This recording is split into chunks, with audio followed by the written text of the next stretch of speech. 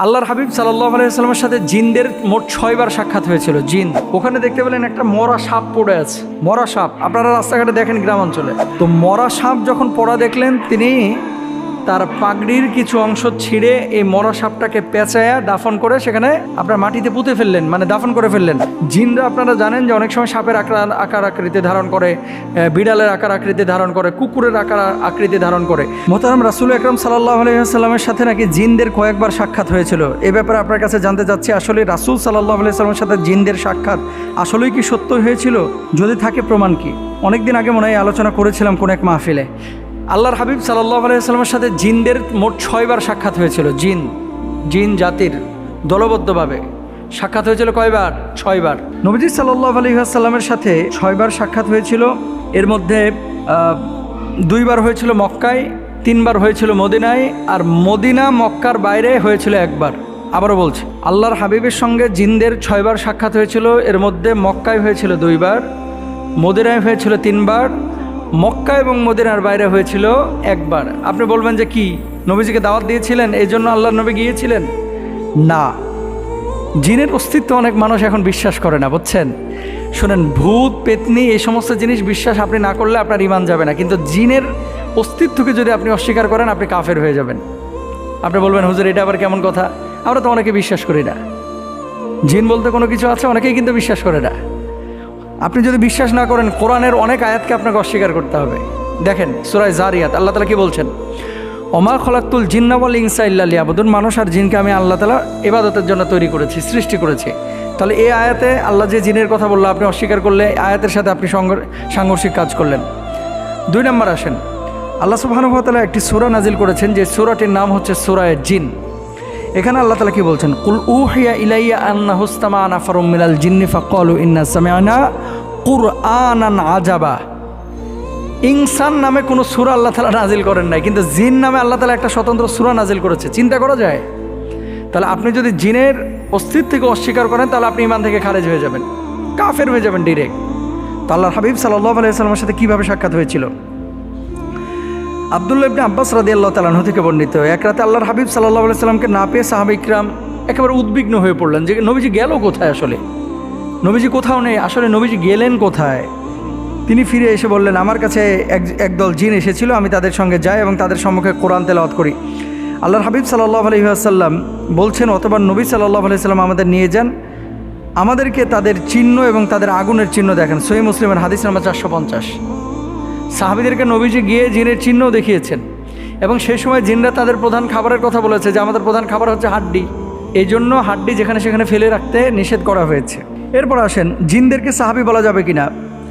আল্লাহর হাবিব সাল্লাল্লাহু আলাইহি ওয়াসাল্লামের সাথে যেহেতু জিনদের সাক্ষাৎ হয়েছে এবং কোরআন হাদিস দ্বারা সেটা প্রমাণিত, তাই যেসব জিন ইমানের সঙ্গে নবীজির সাক্ষাৎ পেয়েছেন তারা জিন সাহাবী হিসাবে আখ্যায়িত হবেন, এটা স্বাভাবিক। এখানে আপনার অস্বীকারের কোনো সুযোগ নেই, এবং ফাতহুল বারীর মধ্যে এভাবেই লেখা আছে, আল্লাহর হাবিব সাল্লাল্লাহু আলাইহি ওয়াসাল্লামের সাহাবী হিসেবে তারা অন্তর্ভুক্ত হবে। জিন সাহাবীদের সঙ্গে মানুষের একাধিক সাক্ষাতের প্রমাণও রয়েছে। একবার ওমর ইবনুল আব্দুল আজিজ রাহিমাহুল্লাহ তিনি রাস্তা দিয়ে হেঁটে যাচ্ছেন, খেয়াল করেন, রাস্তা দিয়ে যখন হেঁটে যাচ্ছেন ফুলাত এলাকায় হাঁটছিলেন। এলাকাটার নাম ছিল কি? ফুলাত। ওখানে দেখতে পেলেন একটা মরা সাপ পড়ে আছে। মরা সাপ আপনারা রাস্তাঘাটে দেখেন গ্রাম অঞ্চলে। তো মরা সাপ যখন পড়া দেখলেন, তিনি তার পাগড়ির কিছু অংশ ছিঁড়ে এই মরা সাপটাকে পেঁচায়া দাফন করে সেখানে আপনার মাটিতে পুঁতে ফেললেন, মানে দাফন করে ফেললেন, গেড়ে ফেললেন।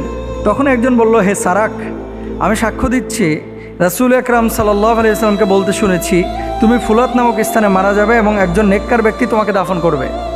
ওই সাপকে উদ্দেশ্য করে বলতেছে ওই ব্যক্তি। আচ্ছা, ওমর ইবনে আব্দুল আজিজ রাহিমাহুল্লাহ বললেন, তোমার প্রতি আল্লাহর অনুগ্রহ করুন, তুমি কে? লোকটি বলল, আমি রাসূল সাল্লাল্লাহু আলাইহি ওয়াসাল্লাম থেকে কোরআন শ্রবণকারী জিনদের একজন। এই তার মানে এখানে কি ওমর ইবনে আব্দুল আজিজ রাহিমাহুল্লাহ পাগড়ি ছিঁড়ে যে সাপটাকে পেঁচায়া দাফন করে দিলেন, এই সাপের পাশে মানুষের আকৃতি নিয়ে একজন জিন স্বীকৃতি দিল যে এটা আমাদের সদস্য ছিল। আল্লাহর হাবিব সাল্লাল্লাহু আলাইহি ওয়াসাল্লামের কাছে এই জিন বাইয়াত হয়েছিল এবং কোরআন শ্রবণ করেছিল, আমিও তাদের একজন। জিনরা আপনারা জানেন যে অনেক সময় সাপের আকার আকৃতি ধারণ করে, বিড়ালের আকার আকৃতি ধারণ করে, কুকুরের আকার আকৃতি ধারণ করে। তো আমি নিজে ছিলাম ওই সফরের মধ্যে আল্লাহর হাবিবের সঙ্গে সাল্লাল্লাহু আলাইহি ওয়াসাল্লাম, এবং এই সাপটা মূলত সাপ না, সাধারণ সাপ না, এটা জিন। তো আপনার হাত দিয়ে, আপনি যেহেতু নেককার ব্যক্তি, আপনার পাগড়ির মাধ্যমে আল্লাহ তাআলা তার দাফনের ব্যবস্থা করলেন। সুবহানাল্লাহ। এবার আসেন, এরকম জিনদের আসলে সংখ্যা কত? আল্লাহর হাবিব সাল্লাল্লাহু আলাইহি সাল্লামের সাথে যে দেখা সাক্ষাৎ হয়েছে, অনেক সময় মানে আপনার বড় দল নিয়েও জিনরা সাক্ষাৎ করেছে। তো মোট জিনদের সংখ্যা কত যারা আল্লাহর হাবিবের সাক্ষাৎ পেয়েছেন?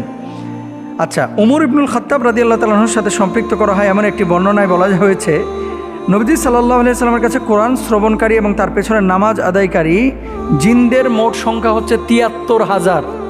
একজন দুইজন জিন কিন্তু না, ৭৩,০০০ জিন আল্লাহ নবীর সরাসরি সাক্ষাৎ পেয়েছেন। সুবহানাল্লাহ। আল ইসাবার মধ্যে এভাবেই লেখা আছে। কয়েকজন জিনের নাম বলে দিই যারা আল্লাহর হাবিবের সাক্ষাৎ পেয়েছিলেন। আল্লামা ইবনে হাজার আসকালানী রাহিমাহুল্লাহ তার আল ইসাবা ফি তামিজ সাহাবা বইয়ে ২২ জন জিনের নাম উল্লেখ করেছেন যারা আল্লাহ নবীর সাহাবী ছিলেন, মানে জিন সাহাবী। এর মধ্যে একজন হচ্ছেন হামা, আরেকজনের নাম হচ্ছে আহকাব, আরেকজনের নাম হচ্ছে আরকাম, এরপরে মুতাকিদ, এরপরে জাওবা, এরপরে হাসির রাদিয়াল্লাহু তাআলা আনহুম। এছাড়াও আরও কিছু জিন আছে যাদের ব্যাপারে নাম এমনভাবে উল্লেখ করা হয় যে ওয়ারদান, খিরকা, ফারিয়া, সামহাদ, জাওবা, জুলাব, সারিস, উরফা, লাখাম রাদিয়াল্লাহু তাআলা আনহুম, ওনাদের কথা বলা হয়েছে। তো আসলেই জিনের অস্তিত্ব অস্বীকারের সুযোগ নেই, আল্লাহ নবীর সাক্ষাৎ তারা পেয়েছে, এটা প্রমাণিত। আল্লাহ বুঝদান করুক। এ পর্যায়ে দ্বিতীয় যে প্রশ্নটি আমাদের কাছে এসেছে যে মোহতারাম, দিনাজপুর, ঠাকুরগাঁও, লালমনিরহাট, আবার শুনি যে চিটাগাং, কুমিল্লাতেও কিছু অঞ্চলে জামাই মেলা হয়ে থাকে, জামাই মেলা। আবার কখনো কখনো বউ মেলাও দেখা যায় হিন্দুরা করে বাংলাদেশের বিভিন্ন অঞ্চলে। তো এই যে জামাই মেলা, বউ মেলাকে ইসলাম অনুমোদন করে কিনা? ভেরি ভেরি ইম্পর্ট্যান্ট একটা বিষয়। যখন সোশ্যাল মিডিয়ায় কোনো বিষয় এরকম চলে আসে, মানুষের কাছে দুটো মেসেজ যায়, একটা হচ্ছে বৈধতার, আর একটা হচ্ছে কালচারাল। এই বিষয়টাকে আমাদের কৃষ্টি কালচারের সাথে সম্পৃক্ত কিনা, আমরা পালন করব কিনা। এই ধরনের মেলাগুলোতে কি হয় সাধারণত, এই যে জামাই মেলা, তারপরে বউ মেলা, এগুলো দেখবেন কেউ চুরি বিক্রি করে, কেউ জুয়া খেলে, কেউ নাচানাচি করে, কেউ মিষ্টি বিক্রি করে, কেউ মুরগি বিক্রি করে, কেউ কেউ মাছ বিক্রি করে। এই মাছগুলো নিয়ে যে বাসায় রান্নাবান্না হয়, মেলায় বৈধ জিনিস বেচা কিনা করা বাজারের মতো, এটা কিন্তু হারাম না। তাহলে সমস্যাটা কোথায়? আপনি যে কাজটা করতেছেন শরিয়া অনুমোদন করে কিনা, বুঝছেন? এই সমস্ত মেলাগুলোতে এক শ্রেণীর মেয়েও পাবেন, ছেলেও পাবেন যারা উদ্ভট আচরণ করে। মেয়েরা সাজুগুজু করে মেলাগুলোতে যায়, অনেকে ড্যান্স করে, অনেকে টিকটক করে, অনেকে ঠোঁটে লিপস্টিক লাগায়, অনেকে হাতে নেল পালিশ লাগায়। এমন আচার আচরণ এবং ভঙ্গিমা প্রকাশ করে যেগুলো আসলে শরিয়া অনুমোদন করে না। এটা কিন্তু আপনার মেলার মধ্যে পাবেন। বালা দিয়ে দেখবেন জুয়া খেলতেছে, ওই যে কোল্ড ড্রিঙ্কস খাড়া করে রাখছে, সিগারেটের প্যাকেট রাখছে, তারপরে মনে করেন আটা রাখছে, তেলের বোতল রাখছে, তারপরে চকলেটের প্যাকেট রাখছে, এরপরে বালা বিক্রি করে 20 টাকায় 3টা, 100 টাকায় এরকম বিক্রি করে 20টা, বিক্রি করে বালা মারে। হারাম, অথচ মেলাগুলোতে হচ্ছে। আচ্ছা, আপনি যে কোনো কাজ যখন আমাদের দেশে যেখানে যে স্থানে আপনি দেখবেন, প্রথমে দেখবেন শরিয়া অনুমোদন করে কিনা। এই সমস্ত মেলাগুলো এগুলো মুসলমানদের কালচার থেকে আসে নাই এবং বাঙালি কালচার থেকেও আসে নাই। এগুলো এসেছে মূলত ওপার বাংলা থেকে, দাদাদের দেশ থেকে এসেছে। এগুলো বাংলাদেশের কালচার ছিল না। তো যদি থাকতো তাহলে বাংলাদেশের প্রতিটা জেলাতে থাকতো, প্রতিটা জেলাতে থাকতো।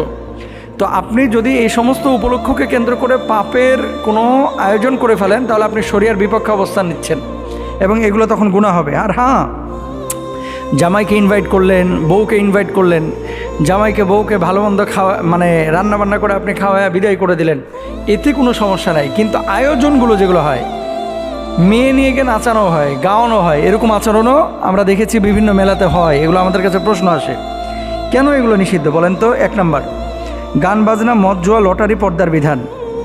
গান বাজনা হয়, মদ হয়, নেশা হয়, জুয়া হয় অনেক অনেক মেলাতে, সব মেলার কথা বলতেছে না।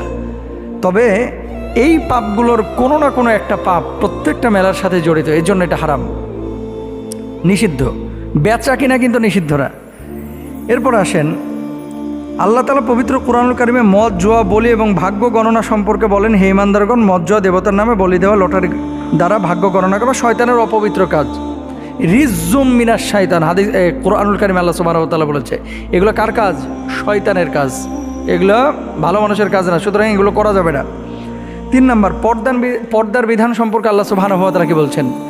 কুল্লিল মুমিনাতি ইয়াগদুদনা মিন আবসারিহিন্না ওয়া ইয়াহফাযনা ফুরুজাহুন। এই যে এই সমস্ত মেলাগুলোতে জামাই বউ যারা যায় ম্যাক্সিমামই সাইজা গুজা যায়, এই মেলাগুলোতে কি খাস পর্দা মেনটেন করা হয়? করা হয় না, এই জন্য এটা নিষেধ। 4 নাম্বার, এই সমস্ত মেলাকে কেন্দ্র করে অনেক সময় শ্বশুর এবং জামাইয়ের মধ্যে একটু ভুল বোঝাবুঝি হয়। কেমন? শ্বশুর বেচারার পকেটে টাকা নাই, এখন মেলা বসেছে, জামাইকে দাওয়াত না দিলে অনেক সময় গ্রামের মানুষ রাগিয়া যায়। অথবা মেয়ে পক্ষ চিন্তা করে যদি এই সময় জামাইকে না ডাকি, সবাই ডাকতেছে, মানুষে কি বলবে? তা আপনি যে কোনো কাজ করবেন মানুষকে দেখানোর জন্য না, তো আপনি যে কোনো কাজ করবেন আল্লাহকে দেখানোর জন্য। বেচারার পকেটে টাকা নাই, ঋণ করে হলেও এই জামাইকে দাওয়াত দিচ্ছে। আবার জামাই বেচারাও বিপদে আছে, ধান টান লাগাইছে, এখন পকেটে টাকা নাই, এই শ্বশুর বাড়ি থেকে দাওয়াত দিয়েছে, বড় কাতল মাছ নিয়ে যেতে হবে, একটা কাতল মাছের দাম 3,500 টাকা, বড়, এই মেলা থেকে কিনে নিয়ে যেতে হবে, এখন জামাইয়ের পকেটে টাকা নাই। তার মানে কি দেখেন, একটা গিভ অ্যান্ড টেক, জামাইকে দাওয়াত দেওয়া হচ্ছে, শ্বশুর খাওয়াচ্ছে, আবার জামাই শ্বশুরের জন্য কিছু নিয়ে আসছে। তা আপনার সিচুয়েশনটা তো বুঝতে হবে। মেহমানের জন্য দরজা সবসময় উন্মুক্ত থাকবে, যখন খুশি মেহমান আসবে, খাবে, ঘুরবে। কিন্তু আপনি যদি এই ধরনের কোনো অ্যারেঞ্জ করে মানুষের ওপরে কোনো বিষয়কে আপনি চাপিয়ে দেন, তাহলে এটা জুলুমের মতো হয়ে যায়।